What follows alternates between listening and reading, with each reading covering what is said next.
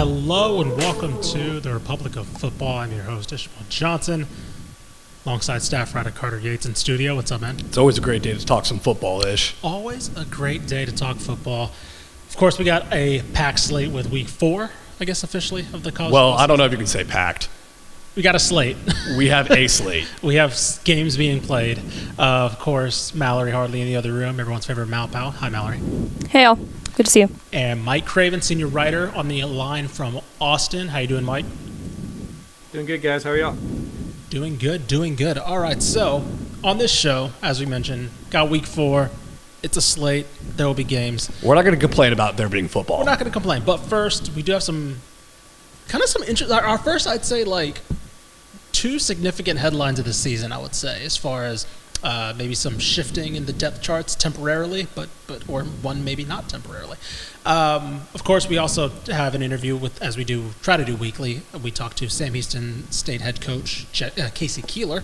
We'll talk to him in the back half of the preview portion of our show. Okay, let's just get right into it. Actually, no, let's go Powerball first. Sorry. All right, I'm getting ahead of my rundown. Every Sunday, Mike Craven puts out his Power Poll. And by the way, we will be getting that out earlier on Sunday. Craven's been doing a good job of getting that on Sunday, but we'll make sure before the NFL slate gets going that we will have that on the website so you guys can discuss. Let's go ahead and put that Power Poll up really quickly, updated for for our visual listeners.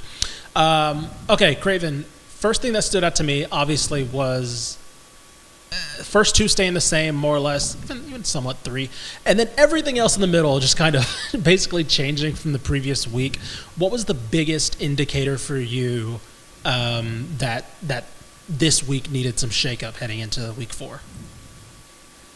Yeah, Week 3 was a big indicator of kind of who these teams are. You know, you saw North Texas kind of fall back down to earth after the 2-0 start. But Texas State lost in a really close game. TCU lost in a really close game. You know, do you move those guys back because of that? What does the Tech win against North Texas really tell us?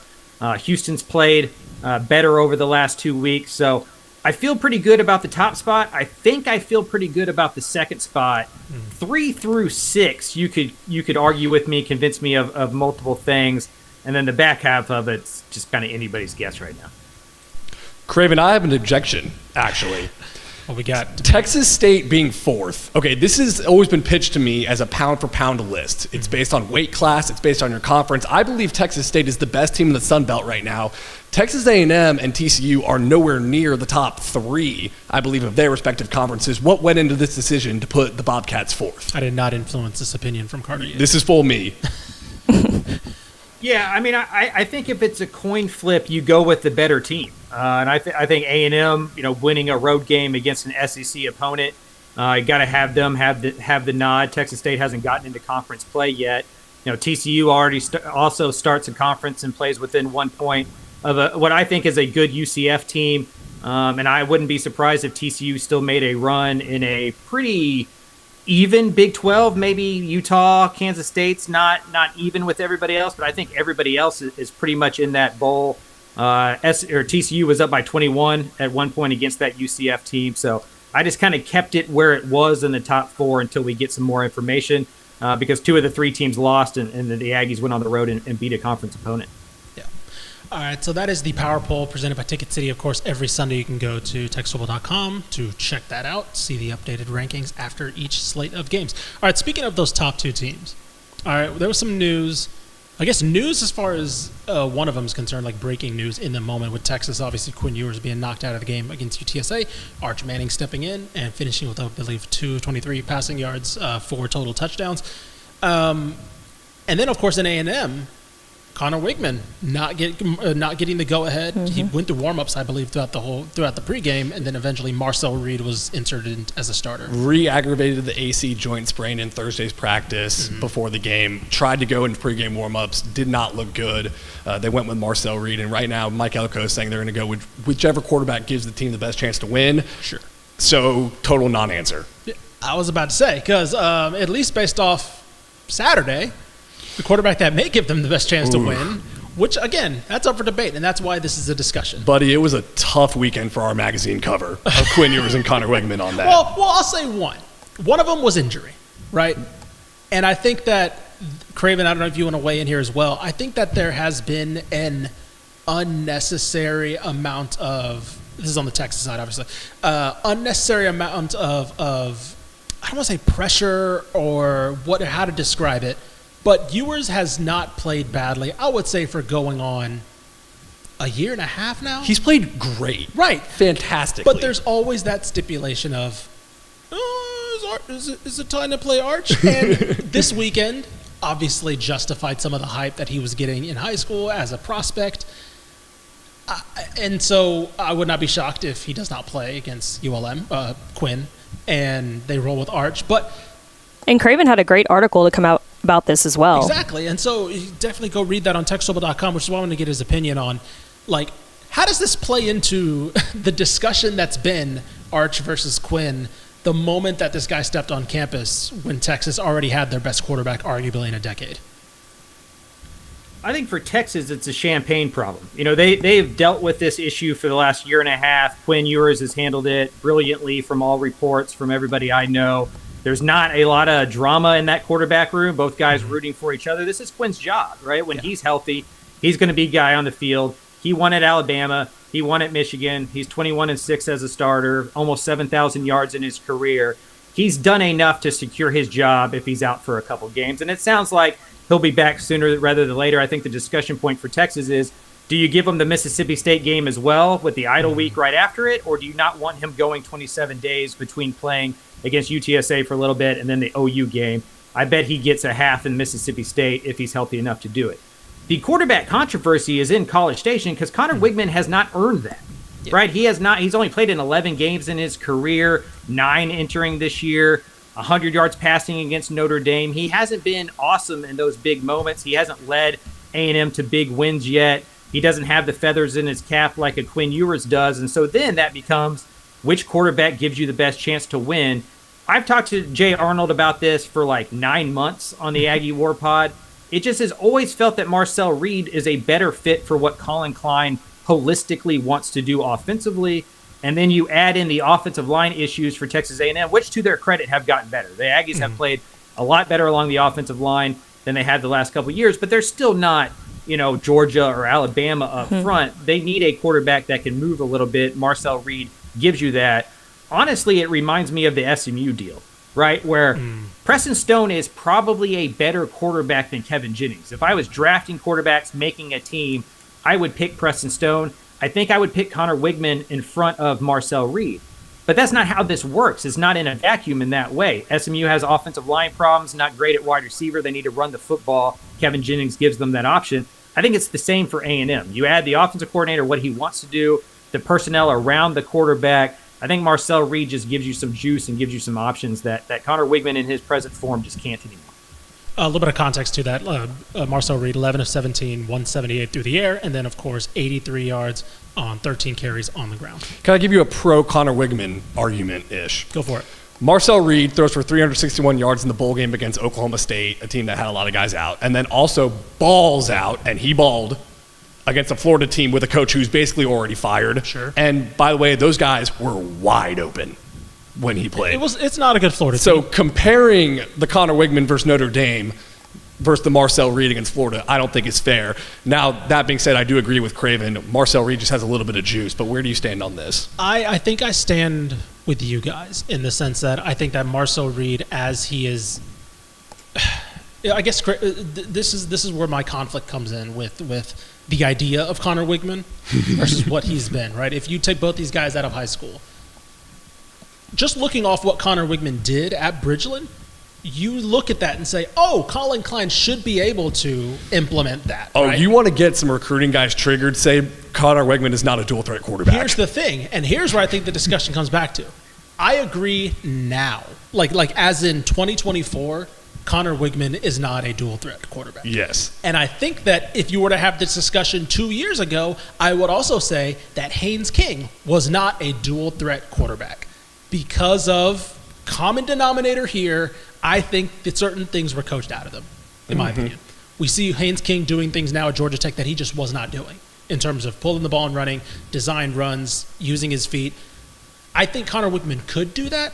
But I think that is not the quarterback he is now. And so, therefore, Marcel Reed gives them the best chance because, like Craven mentioned, this offense needs a dual threat. They need to be able to say, hey, 10 times, we're just going to call a design run for you, right? Look at what Kansas State, what Colin Klein did at Kansas State. Avery Johnson last year was awesome. Yeah. Will Howard was great, too. They were able to balance two different types of quarterbacks, but they both were able to have the ability to run, and Connor Wigman just does not. And, by the way, he's been banged up, right? So, let's not act like he's like this, durable workhorse. Yeah, exactly. So maybe there is some mental. I don't know if there's some mental with it where it's like, hey, maybe I don't want to take the on runner, or maybe they're trying to protect him a little bit as well as the incoming coaching staff. I don't know, but in the end, I agree that in 2024, September 17th, Marcel Reed gives A&M the best chance to win based on his abilities versus what we've seen from Connor Wigman. Because, like Craven said, we're still basing him off the idea of Connor Wigman as opposed to what he's actually the idea of you. Craven, I got a question for you. I believe that Texas A&M has 2 weeks to figure this out because by the time they face number 7 Missouri on October 5th, I think they need to have a surefire starter. What do you see them doing in these next 2 weeks with the quarterback decision? Yeah, I think Connor Wigman's probably not healthy enough to go against Bowling Green, at least in a full capacity. And so that gives Marcel Reed one more opportunity to really solidify this job. This Bowling Green team that they're going to play in week 4 played Penn State to 7-point game, right? They're not an awful G5 team. They're not a bad MAC team. And so if Marcel Reed goes out and balls out again, that's 3 starts, basically. We'll give it the Florida game, the Oklahoma State Bowl game, and then Bowling Green, where you would have a 3-game sample of him playing really well. I get that the apples-to-apples comparison isn't there between Florida and Notre Dame, but I would go – I would push back and to say, like, where is the Connor Wigman game? Like, what have you seen on the football field so far that – First half of Auburn. Goes but he wasn't good in the first half of Auburn. Yeah, I was just joking. And so I just think it's one of those deals where – just like with SMU, eventually this isn't rocket science, and you just pick the guy that moves the football. And if you go back over the last year or so, when Marcel Reed's been in there, A&M has moved the football really well. When Connor Wigman's been in there, A&M has not moved the football all that well. I just think that makes the decision for you. Yeah. Last on this before we take a quick break. Did either of you see that speed from Arch Manning coming? No, he ran faster than Tyreek Hill, apparently. My friend sent it to me. I want to put context with that. So, yes, that is context is boring. Statistically correct, but that means Tyreek, in my opinion, I only see that as Tyreek Hill has only gotten up to that speed so far this season. But, yeah. Craven had something to say. Go ahead. Yeah. It's a big win for the culture there with the Arch Manning speed. Craven, you remember this growing up, when the Mannings were first coming up, you always heard like, oh, Cooper was actually the most athletic, but he got hurt, because he was wide receiver, and where everybody's like, okay, everybody says that about the guy who never made it. It was like, oh, he was actually, that was the first time I actually believed that Cooper was actually the most athletic one. Can we just give a round of applause to the AP poll for voting Texas number 1 the moment Arch Manning is going to start? I mean, just brilliant work by them. Again, there's no quarterback controversy here. When Ewers is back, he's back, and he's going to start. But it's just very funny how, like, nothing helps this narrative at all. But it is like the Marcel Reed situation is that if you're Connor Wigman or Quinn Ewers, you don't want to miss these games that Arch Manning's about to get against a really good point. UTSA, Mississippi State, and ULM. I mean, it's going to be road to glory numbers these next couple of days, next couple of games. All right. That'll do it for this headline segment. And before we get back, we'll talk a little bit about our friends at Home Field and our Spotlight games. But first, here's a message from our friends at Be Well, Texas.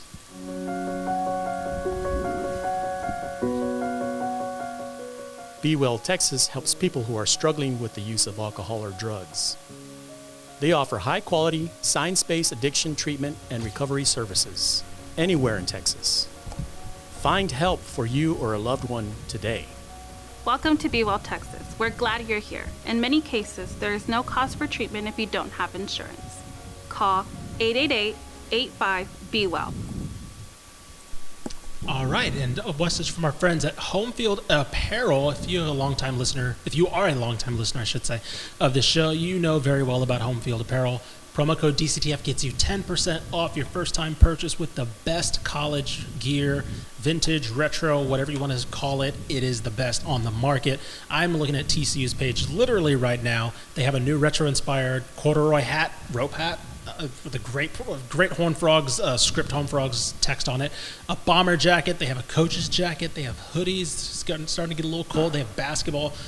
this is just for TCU, by the way. So if you are a fan of any except for 2 of the FBS programs in Texas, some select FCS programs in Texas, including Houston Christian, you can go to homefieldapparel.com. Or if you're like Mallory and you're a fan of a team that's out of the state, guess what? Michigan State's on here as well. They have a huge selection that is growing every single week of colleges that they are partnered with to give you the most authentic college wear, I should say, on the market. Again, promo code DCTF for 10% off your first time purchase at homefieldapparel.com. Okay, Mallory, let's get into our weekly spotlight games. Only 3 this week. Only 3 spotlight games this week. Starting off strong, too, with the Iron Skillet, TCU, playing at SMU this Saturday, September 21st at 4 p.m. You can watch it on the CW network. TCU coming in as 2-point favorites. Over-under is 58.5. And Craven, it's crazy to think that this time 2 years ago, we were at the Iron Skillet that was being played at SMU. It's crazy to think that it's been 2 years since that happened, but what are you looking for from both teams in this game? I was honestly surprised that the line is as close as it was. I thought TCU was going to be, a 4, 5, 6-point favorite even on the road. Their offense is really good. They can't run the football right now, but that passing game is going to score points. To me, this becomes about the SMU offense against the TCU defense. I think it's fair to assume the SMU passing game is going to take a step back with Kevin Jennings in there. It's not going to be as explosive as it could be with Preston Stone. Not that the offensive line could block it up well enough to get explosive in the pass game. So this comes down to the front 7 of TCU against the run game of SMU. Jalen Knighton's not healthy for the Mustangs. He won't be in there. So the Ponies are going to have to win this game with Kevin Jennings' legs, with the running backs, make it a low-scoring game, make Josh Hoover uncomfortable. I'm not sure that they can do that. So early on in the week, I'm leaning towards TCU with about a 7 to 10-point win. Ish, I got a question for you. Okay, what's up? For one of these teams, it's a must-win. Mm-hmm. For the other one of these teams, it's a can't-lose. Which is which? I mean, it's a must-win for SMU and it's a can't-lose for TCU, right? Ooh, I kind of think it's more of a can't-lose for SMU. I think the vibes are really bad if they lose this game. Craven's shaking his head. Yeah, I was about to say. Craven, hop in. I don't even know what this means. That's why I'm shaking my head. I was about to say, that was one of Carter's Carterisms right there. No, because if TCU loses this game, the vibes are not nearly as bad as SMU losing this game. But I think I think it's a very important game for both teams. I don't disagree with that. I get what you mean now. I don't disagree with that, but I will say that I think the vibes can get bad if TCU loses this game. That's very true. Yeah, I think that yes, because of how the season's gone so far, SMU, if they get another game where they look outmatched again, especially offensively, even with the quarterback change, yeah, the vibes are going to hit a new low, for lack of a better way of putting that. TCU, I don't think that they're not in a panic mode yet, because I think what Craven mentioned, Hoover's looked really good. This offense has looked really good. The defense has looked like the marginal improvements that we've hoped to see under Andy Avalos. So, I think, yes, they will hate this loss. Don't get me wrong. But I'm not in that. I don't think it's near that panic mode. I think it's time to put Josh Hoover in the good QB bucket-ish. Look, I mean, you were dangling him before. I was about to say, we can talk about how there's an empty spot there now. Craven and I Craven wants to take his cake here. Craven and I on Sunday recap pod already switched those two out. Yeah, Josh Hoover in the good quarterback bucket. I do think that this is a bigger game for TCU than SMU, right? For SMU, you're in year one as a Power 4 program. You can look around the country and see what the G5 programs transitioning into the P4 have done. Houston was bad. Cincinnati was bad. Even UCF struggled. BYU, right? So while the Twitter noise will get loud, I don't think anybody behind the scenes was expecting SMU to be 9-3 and compete for an ACC championship, beat teams like TCU. If the Horned Frogs go into SMU and lose this football game after losing to UCF the way that they did, noise gets very loud in Fort Worth. This is year 3 for Sonny Dykes. In a Big 12 without Texas, without Oklahoma, the Horned Frogs have more money than all of these other schools. They have the resources. They have DFW. They should be in the Utah, Kansas State, Oklahoma State discussion, not the losing to SMU discussion, right, in year 1 of the transition. So I think that the TCU fan base is a lot harder on the Horned Frogs if they lose this game than the Mustangs will be if SMU loses this game. Here's why I'm picking TCU to win this game. Okay. Because Sonny Dykes has won each of the last 4 Iron Skillets, 2 with SMU, 2 with TCU. He owns the Iron Skillet. Also, Josh Hoover, he leads the nation with 119 pass attempts without an interception and is completing 69% of his passes. Nice. Third in the FBS with 1,022 passing yards. And that SMU secondary has not been tested yet at all. First, Nevada's not a great passing team. Right. Houston Christian doesn't count. And BYU, Jake Retzlaff was not completing downfield passes when they were there. This will be... Yes, I agree with that. I think that TCU's offense is by far the best that SMU will see, but also I think you maybe can reverse that and say SMU's defense might be the best TCU's seen so far. Now, one thing about that is Bud Clark, the safety, is out for the first half TCU because of a targeting call, which we all hate, right? We all on record, we hate the targeting call, so that's BS. What's next, Mallory? I think if it... Oh, Craven, did you have something to say? I was just going to say at the end here, I think if the over hits, TCU wins this one comfortably. The only way SMU wins is if this is like a close defensive battle, which is a hilarious thing to say about SMU. Yeah, SMU's defensive line could eat up this TCU offensive line. Well, Craven mentioned about their lack of a run game. TCU game, like they're they're 115th in the nation in rushing offense right now. Well, I was about to say they're averaging 4 yards, if that, a carry. Like maybe that's generous. It's bad. All right. Let's head into our second spotlight game of the week. Texas Tech hosting Arizona State this Saturday at 2:30 p.m. You can watch it on FS1. Texas Tech coming in as 3-point favorites. The over-under 60.5. Of course, Arizona State coming off a close win against Texas State, and then Texas Tech absolutely whomping my alma mater. So, Craven, thoughts on this game? I'll switch it to you. If Baron Morton is the guy that Texas Tech has thought he is, and he's a star quarterback that's going to lead them to Big 12 championships one day and all that kind of stuff, go prove it against Arizona State. We saw last week against the Texas State team, Arizona State's improved, but they're not going to go put a 50 spot on you. Like they're going to kind of ground it out. They're a running football team. They're not explosive on the outside. It doesn't feel like this team, even against a Texas Tech defense, that's going to score 30 or 40 points. But Tech is an offense that can go score 30 or 40 points with a run game, with some explosive wide receivers on the outside. Baron Morton needs to be the North Texas quarterback more than the Washington State quarterback. He was bad against the Cougars, great against the Mean Green. Let's see him go do it against a Big 12 defense and kind of put the quarterback noise to bed. If he does that, I think the Red Raiders win this one pretty comfortably.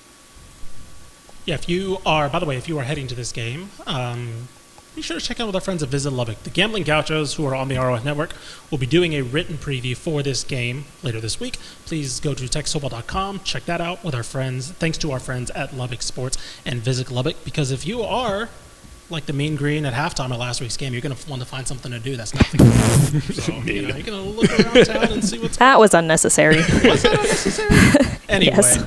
Again, thank you to our friends at Visit Lubbock and Lubbock Sports for helping promote the game around that area, because there are some really cool things going on in sports and just in living-wise around that whole South Plains area.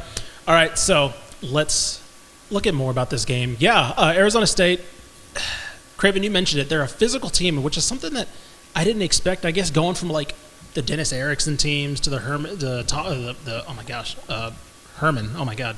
Could not remember his name. Teams that they always were kind of spread and kind of up-tempo. I don't know if that's just my association with the Pac-12 as well. But when Texas State played this team, and then I got a first-hand look at Cam Scatterbo. Ooh, this terrifying man. Don't get me wrong. He did not play his best game against Texas State. Against Mississippi State, he torched them. From just out there with no neck. But it didn't matter. He was scary. He looked like a 90s fullback. Craven, you probably remember, the Mike Allstott vibe of that he was giving off there. But that's going to be an interesting foil for this Texas Tech defense that's been getting torched through the air. Is like, okay, well, what happens if they face a team that just wants to play within the hash marks? I'm very fascinated by this because I do think Arizona State is just a sneaky, really good team this year. It's the Cam Scatterbo versus Taj Brooks game, two opposing running backs who have very similar styles. The problem is, let me check my notes, Arizona State is 11th in the nation in rushing defense, and Texas Tech is 108th. So one has a favorable matchup, the other not so much. I'm also looking at quarterback Sam Leavitt. He gashed Texas State on a 40-yard touchdown run, I believe. Yeah, I was definitely hyping Schmale up before the Texas State game, saying, "Oh, Sam Leavitt's not that good. Sam Leavitt's not that good." He looked like he figured it out. He looked great. Again, he's a retro freshman. He's young. he's a guy who figured it out as the game went along, as the game was coming to him. Early on in that first half, it was like, okay, he can't handle the blitz, he can't handle this. As the game went on, he just got better.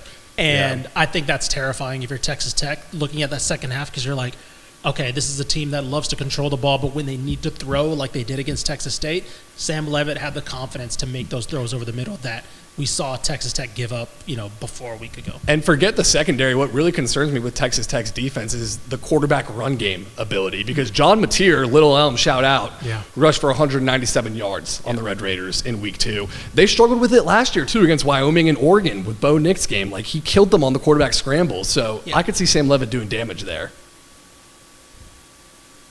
Yeah, Craven, I don't know if you were... I'm more concerned. Oh, go ahead, yeah.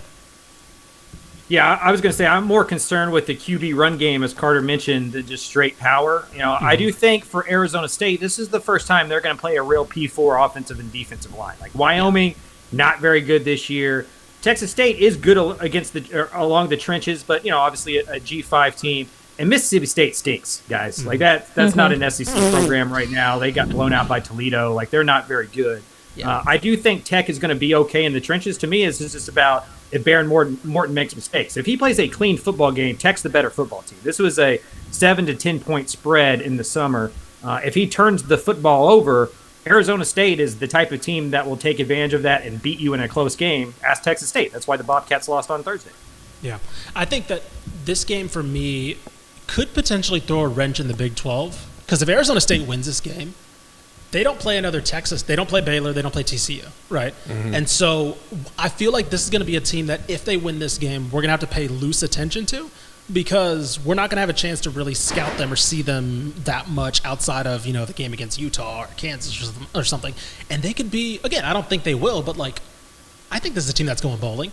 And if you're 7 hovering 8 wins ish in October, November, okay, now it's okay, that's starting to get to by obligation, you got to consider them like a top half, contender in the Big 12.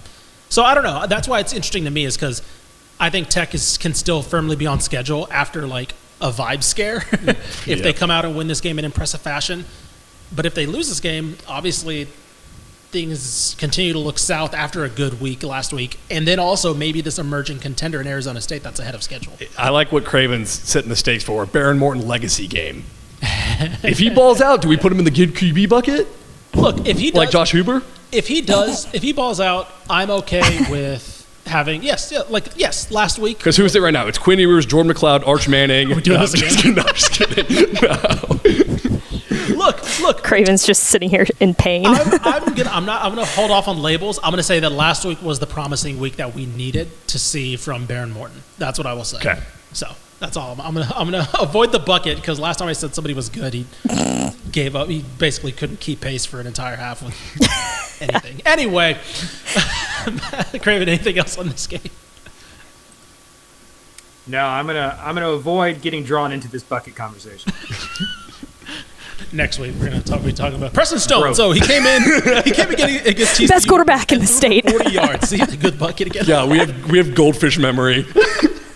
Mallory, what's next? That's literally it. All right, to round out our top games of the week, Baylor playing at Colorado this Saturday at 7 p.m. You can watch it on Fox. Colorado, 2-point favorites, the over-under 53.5. We know Daquan Finn is still questionable for this game, but hey, Sawyer Robertson looked pretty good against Air Force. Granted, it was Air Force, but Craven, what are your thoughts on correct? Craven, what are your thoughts on this game?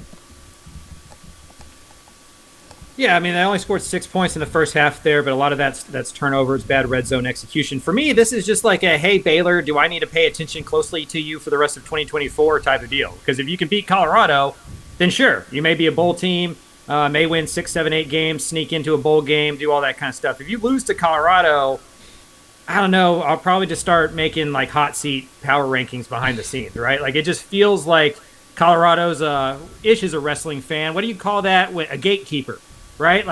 Colorado feels like the line of demarcation, right? If you beat Colorado, you're a team that we should pay attention to. If you lose to Colorado, we can probably close the book on it. Yeah, I think that's for our wrestling fans out there. Colorado's like the Miz. Right? It's like the Miz, they're very flashy. right? And it's like, you got to pay attention to him. And if somebody feuds with The Miz and gets over, it's like, oh, that guy's going to be a future star. He wears an Apple Watch in the ring. Yeah, exactly. And then if you lose to The Miz, you're like, you're probably going to be on the bottom of the card. I agree. That's actually a great way to put it because, yes, Colorado, as we saw last week when they played, 2 weeks ago when they played a team with a pulse, they got blown out.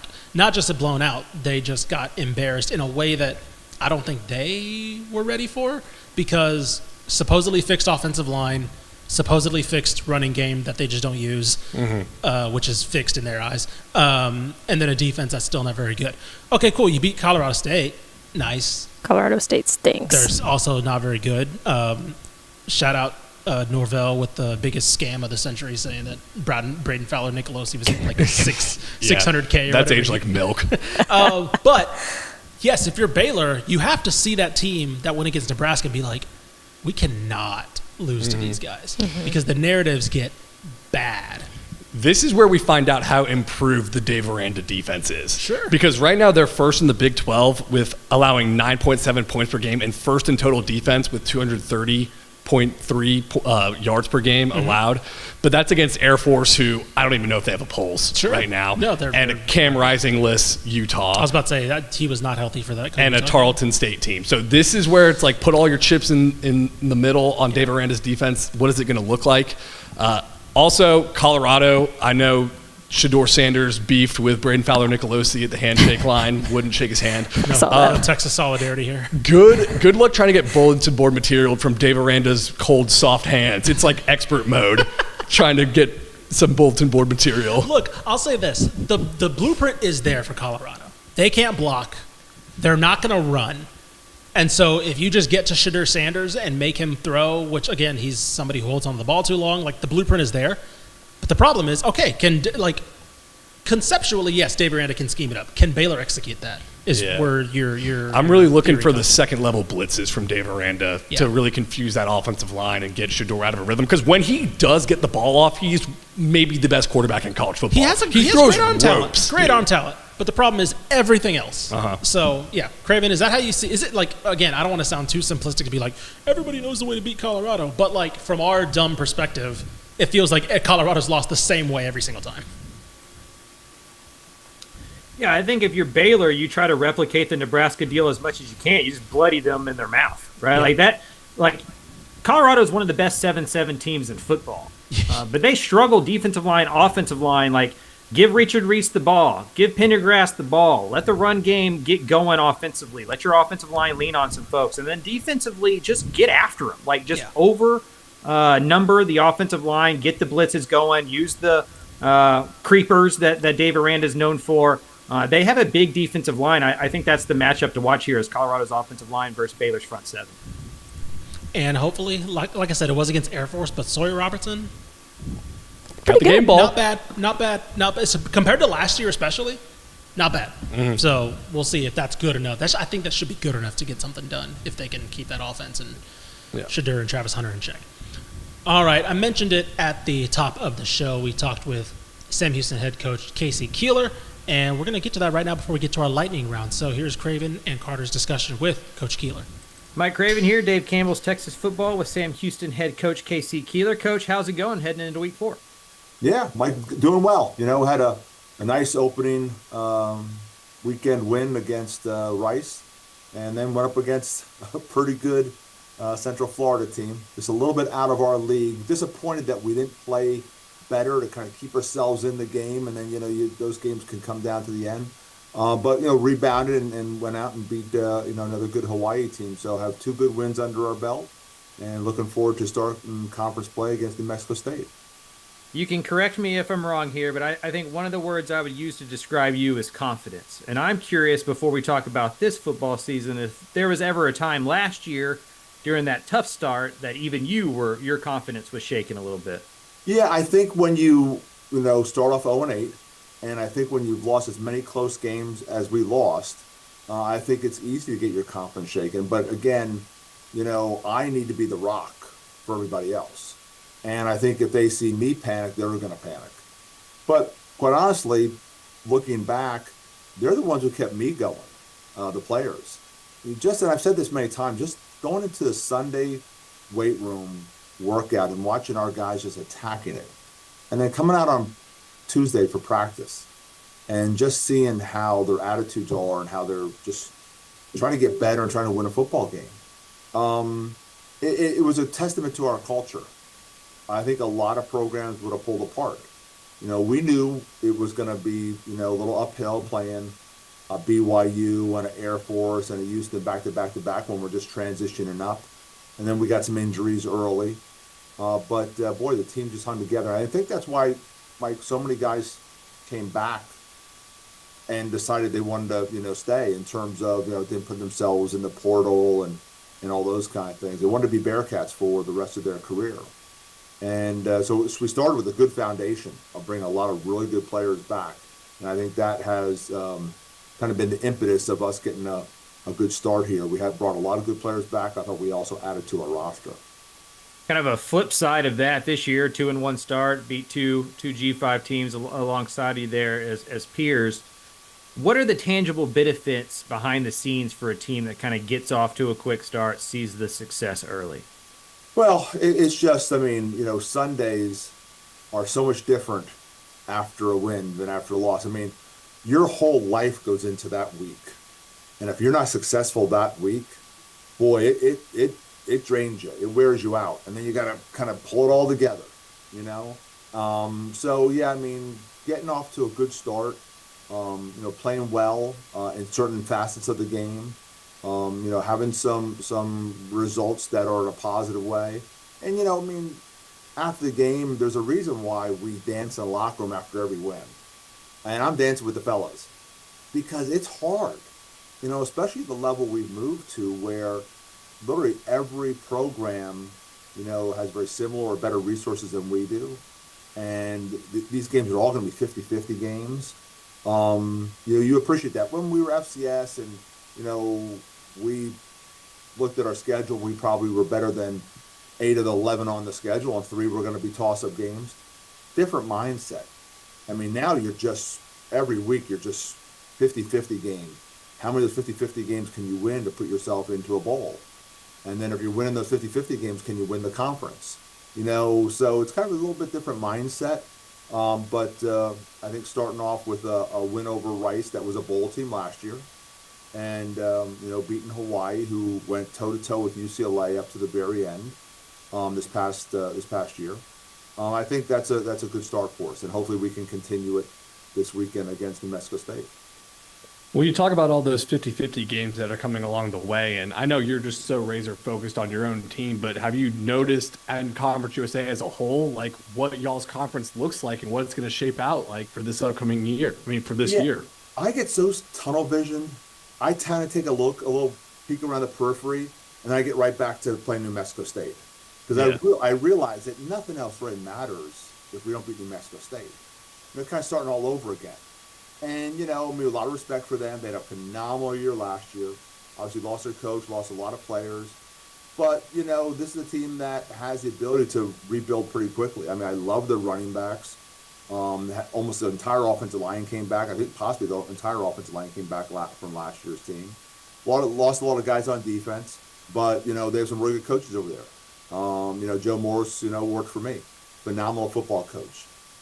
Jared Hensley, I think, is a rising star in our profession. He's their linebacker coach. So, great to have him here in Huntsville because that trip is hard now. You got to fly into El Paso. You got to stay in El Paso because there's really no full-service hotels up in New Mexico State. So then it's an hour and 15-minute ride the day of the game. So there's some challenges there. And there's a reason why they've played very well at home. It's great getting back on our home turf. Great crowd last weekend, sellout, hopefully big crowd again this weekend. I know ticket sales are way up, but looking forward to, having them at our place instead of traveling there. When you talk about New Mexico State's running backs and the entire offensive line returning, it's going to be a huge game for the defense. And under new defensive coordinator Skylar Cassidy, y'all are allowing 13 points a game to both the G5 opponents you faced. What's been the difference you've seen in the defense under Coach Cassidy? Well, I thought we played some really good defense in my time here with Joe Morris. But, Skylar kind of brings a little different, flair to it. And kids have been really consistent. I like our talent. I think that was one of the keys, was keeping our talent here, and we did that. But also, I think they did a really good job of just adding a couple pieces to the puzzle. So yeah, I think we have pretty good skill set on the defensive side of the ball, and they've been playing fairly clean. That was the disappointment with the Central Florida game. For how clean we played defensively against Rice, we played that unclean to that's what I could think of in terms of Central Florida. And then we went back and played very clean football this past weekend. So when we play clean and we're on top of our assignments and our eyes are in the right place, I think we have a pretty good unit defensively, and Schuyler's done a great job. Yeah, this morning I was watching the Sam Houston-Hawaii game, missed it on Saturday. But every time the offense had the ball, it was like, oh, that guy's healthy. Oh, that guy's healthy. Oh, that guy's healthy. How nice has it been to have kind of all the weapons offensively? I know you guys felt a little hamstrung last year with just all those injuries early on. Yeah, we went into a season where we thought, boy, we have some real weapons on the perimeter. Quavez Humphreys, Ife Dei, Noah Smith. And then all of a sudden we started losing some of those pieces of the puzzle. And you can just see now, Ife's made some big plays already. Quavez is a full-grown ass man. I mean, try tackling him in space. I mean, it's been difficult. I need a big breakout game this past weekend at over 100 yards and receptions. I think he had 2 touchdowns. So it's nice having those pieces of the puzzle, healthy. And then we added a transfer from Memphis at running back, Duck. I think he had 150 so yards or whatever, broke off a big run. And so we really got like 4 running backs that can play at this level and play well at this level. Probably have 7 wide receivers that we can roll in. Got 3 tight ends that we can play. This is the deepest team, that I've had. We'll play 8 or 9 offensive linemen. And same thing on defense. And we played 6 safeties early in the season against Rice. So I think one of the keys for us is that we have a deep team, and that depth needs to be our friend, because just like this past Saturday, it's going to be 92 at kickoff. Humidity's going to climb during the evening. It's going to be one of those games where you're going to have to roll bodies in and out, and we're going to have to roll bodies in and out. I think we have the bodies to do that. You ever check the weather back home in Delaware and go like, what am I doing? I don't miss the cold at all. I don't miss the cold at all. It's like it'll be 50 degrees out, and I'll have like 2 sweatshirts on and a hat. And Coach, it's 50 degrees. I said, it's freezing. Like, what are we doing? Why did I move to Texas if it's going to be 50 degrees? But yeah, no, I just really can't do the cold weather anymore, and I'd much rather have the heat. And we practice in the mornings. And that's worked out well for us, because typically we're getting off the field as that heat starts to come out about 10:30 or so. But early in the year, in training camp, we were forced to go in the evenings because our field was being redone, and we found that it was one of the best things we ever did, because you realize your body isn't used to sitting around all day and all of a sudden going playing football. We much rather get up and play, but you have to prepare that way. And so going 2.5 weeks where we were, in essence, preparing to play these evening games, practicing at 6 o'clock at night, kind of sitting around all day in meetings and eating and doing all those kind of things, it actually worked out well. I think it actually has prepared us for the 8 evening games we have. And so we always say every obstacle is an opportunity. And that obstacle of having to switch our whole schedule around because we had to practice at Huntsville High School, something I'll probably do next year, in terms of practicing in the evening early in training camp, just to get a feel for, guys, this is how your body has to work. This is how you have to prepare for an evening game. So again, it all works for a reason. Is the fishing better in Delaware or Texas? Boy, I tell you what, I grew up on a little pond in Pennsylvania, Hex Pond. Every weekend, that's where my family went in the summertime. And I used to catch some big old walleye and pickerel and bass, but the largemouth bass you can't beat at Elkins Lake. That's about a 5-pounder, 5.5-pounder I caught off the dock a couple days ago. Thursday night is date night, so I make sure all the coaches get out And my wife, God bless her soul, we got 38 years, actually 39 years of marriage under our belt. And she knows that, date night might mean me going out and doing a little fishing off the dock. So, yeah, I had hooked that same bass about 2 weeks earlier and lost it at the dock. So finally, I won, but let him go, and hopefully 2 weeks from now he'll remember, or he'll forget my lure, and I'll catch him again. Is this the dock behind your house? Like, you fish the spot behind your house? Yeah, exactly. Yeah, that's the thing. When we moved to Texas, I told my wife we're gonna live on the lake, and there's a lake 7 minutes from campus, and it's really good fishing, and I've caught a lot of great fish on that lake, and we've got the kayaks, and so it's been a great experience. I mean, the last decade here has been totally different than living on the East Coast, and it's been something that my wife and I have really enjoyed. Speaking of grabbing some fish, Clayton Barnes, you kind of got Hunter Watson in as the JUCO quarterback there late in the cycle. That was a professional segue, by the way. You're a former TV guy. That was so nice. Yeah, you can appreciate that, Coach Keeler. What is he kind of given to this offense? And also, is JUCO a place that teams like Sam Houston can exploit with the transfer portal, and maybe it's overlooked in a way it used to not be? Yeah, so our mindset is this. There's a lot better high school players out there than ever before because so many people are spending time and energy in the portal. And less high school players are getting recruited. It's the same thing in the junior college ranks. It's kind of the second spot they go. They go to the portal first. Guys that have played at a Florida or an A&M or a Penn State, or maybe a guy who's had great success at the FCS level or maybe even the Division II level. And so for some reason, like, the JC kids have been sort of like, not as highly recruited. And so there's some great options out there and some great bargains. And, Hunter Watson's a guy that we just looked at his tape, and Clayton Barnes, my general manager, brought it to me. And we're like, how doesn't this guy have any Division I scholarships?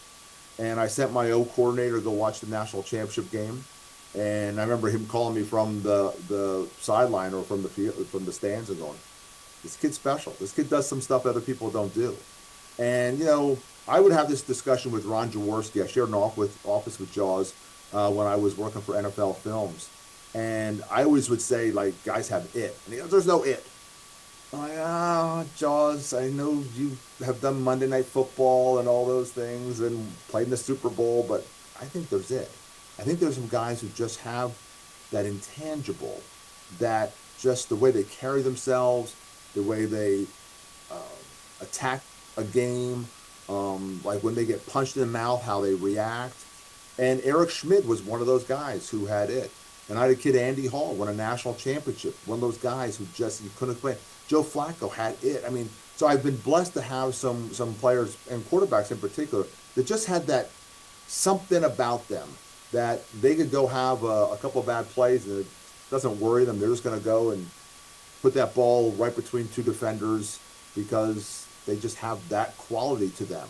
Whatever happened the play before, or the 5 plays before, the 10 plays before, that doesn't bother them. I remember asking Joe after he got drafted, I said, "Listen, someday I'm going to be doing a talk to a bunch of businessmen or a youth football group or whatever, and they're all going to want to know, like, hey, you coached that first-round pick. I mean, what made him special?"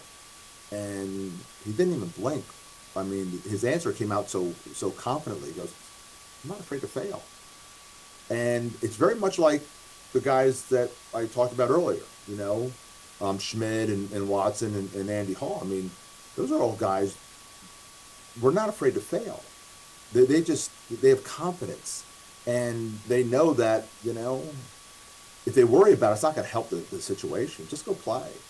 And that's what I think Hunter gives us. Hunter gives us a guy who has a lot of confidence and exudes that with his teammates. Had a big home game against Hawaii. I think it was like 15, 16,000 people there. Another Saturday home game this week. Just what are those Saturdays like in Huntsville for those who haven't gotten out there, and how much does that crowd help the Bearcats? Yeah, I mean, we're excited for the players. What a great crowd, close to being a record if it wasn't a record. I know ticket sales are really up already this week, and they're going to have another really good crowd. And just the energy. that was in the stadium. And, when you're playing well, that you feed off that energy. So I have to thank the university for really kind of stepping up their game and doing a great job marketing and getting our students out in great numbers. And the fans came out in great numbers. So, again, this is anticipated to be a game that's going to be I don't know if it's going to be a record-setting attendance, but it's going to be another, packed house. And, you got to feed off that energy, no question about it. Did you notice your band was playing Hawaii 5-0? I did. I love our band. One of my disappointments was that I got pulled over for ESPN interview at the end of the game. I wanted to be over with the team, saluting the band and the fans, and that, win or lose, we always go over and we do the alma mater. But our band is awesome. They get after it. I mean, it is. They enjoy who they are, and they wear it proudly. Well, the Sam Houston band needs to be thinking of another theme song to get ready for this game against New Mexico State. Coach, we'll be watching this weekend. Thank you so much for coming on, and let's go Bearcats heading into Saturday. Appreciate it, guys. You up, Cats. Thanks again to Sam Houston head coach KC Keeler, always one of our favorites to talk to on the podcast. All right, Mallory, it's lightning round time. Lightning round time. Love it. We need like a little intro for that. All right, starting off the lightning round. Huh? It's just Carter doing ASMR. It's me doing zap. Jeez. That's not ASMR. That's not that. Yeah, ASMR is supposed to be a pleasant sound. That's not a pleasant sound. All right, starting off with Houston playing at Cincinnati this Saturday at 11 a.m. You can watch it on FS1. Cincinnati coming in as 3.5-point favorites, over under 47.5. Craven, I'm going to hand this one off to you. Neither team has beaten a Power 4 team this season. Houston, I thought, looked pretty impressive against Rice last week. What is your takeaway from? What is going to be your takeaway from Houston in this game? Yeah, that UNLV loss doesn't look so bad anymore. The Rebels look like they're pretty good. They play OU well. This Cincinnati game, though, feels like the most winnable Big 12 game until November 16th against Baylor. I mean, after that, they got Iowa State, TCU, Kansas, Utah, Kansas State, Arizona. So if the Cougars want to take a Big 12 game, this one feels like the one to try to get. Rice playing at Army this Saturday at 11 a.m. You can watch it on CBS SN. Army coming in as 5-point favorites. The over-under 42.5-ish. I'm punting this one over to you. Army's defense looks pretty good. 26th in the nation in total defense, only allowing 14 points this season. Are they going to give our boy E.J. Warner a tough time this weekend? Yeah, Rice's offense might be cooked. And Army might be pretty good. They controlled the ball for almost 40 minutes against FAU in a pretty dominant 24-7 win. So, Rice, prove to me that your offense isn't cooked, because right now it looks pretty cooked. Yeah. UTSA hosting Houston Christian this Saturday at 2:30 p.m. You can watch it on ESPN+. Carter, handing this one off to you. Is it a UTSA get-right game after last week? If this game is still a game in the third quarter, I am smashing the panic button on UTSA. So put this one away early, Roadrunners. UTEP playing at Colorado State this Saturday at 4 p.m. You can watch it on True TV. Colorado State coming in as 9.5-point favorites, over under 50.5. Craven, it kind of feels like this is a game that both teams need to absolutely desperately win. Yeah, the only thing I know that plays on True TV are crime shows and the March Madness. Maybe this is fitting that it's on that channel. Two of the worst teams in college football. Somebody got to win this one. If you're the Miners, you hope it's you. All right, New Mexico State playing at Sam Houston this Saturday at 6 p.m. You can watch it on ESPN+. Sam Houston coming in as 16.5-point favorites, over under 44.5. This is Sam Houston's first conference game of the year. They look really, really good coming off that Hawaii win. What do you want to see, Ish? Yeah, I was going to say, I mean, I thought this was a pretty good effort on both sides of the ball with the offense and the defense. Offense finding its identity with Hunter Watson now. New Mexico State's not the team they were a year ago. A lot of those guys are gone. They got blown out 42-0 by Fresno State. This is a game that's there for the taking in a Conference USA that's kind of top-heavy, but still looking for those next tier teams. So give me Sam Houston at this one. North Texas hosting Wyoming this Saturday at 6 p.m. You can watch it on ESPN+. North Texas, 9.5-point favorites, over under 56.5. Carter, handing this one off to you. Wyoming isn't very good. North Texas should be good on this one. This is not your big brother's Wyoming team. Craig Bull has retired, and they are struggling without him.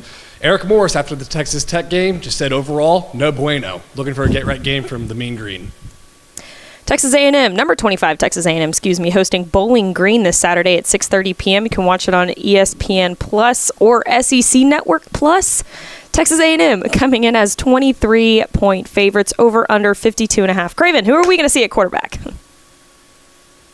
I think you're going to see Marcel Reed. I think if he plays another stellar football game, this kind of becomes his job until proven otherwise. Bowling Green's a sneaky, solid team. Hung in there with Penn State. So if you're the Aggies, trying to play clean, trying to put this one to bed early, avoid an upset before you get into the SEC.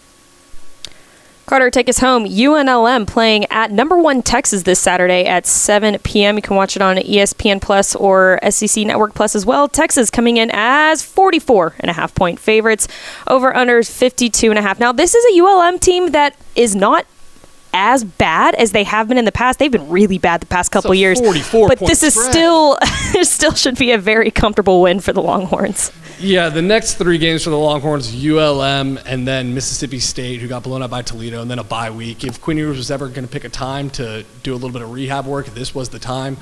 Look for Arch Manning to get some playing time. Look for Trey Owens to get some playing time. Look for the Longhorns to roll. And then, of course, Texas State has a bye week this week. They will play Sam Houston next Saturday. And then for all of you viewers, here is the final slate for week 4 of the college football season. Definitely excited for the Iron Skillet the most. I love that game. I think it's such a fun rivalry, but really, really pumped for this week's slate. Oh, yeah. Should be a good one. Of course, Texas State, the best kind of week is an off week. So I will take that after an emotionally charged Thursday night game last week. Anyway, all right, that'll do it for us. Actually, quick little thing. Craven, you're going to the Iron Skillet, correct? Yes. Okay. Carter, what are you going to have your eyes on? I got my eyes on Baylor versus Colorado and then Texas Tech, Arizona State. Those are the games I'll be monitoring. Okay. Mallory, you said the Iron Skillet is going to have your eyes? Oh, definitely. Yeah, I love that game.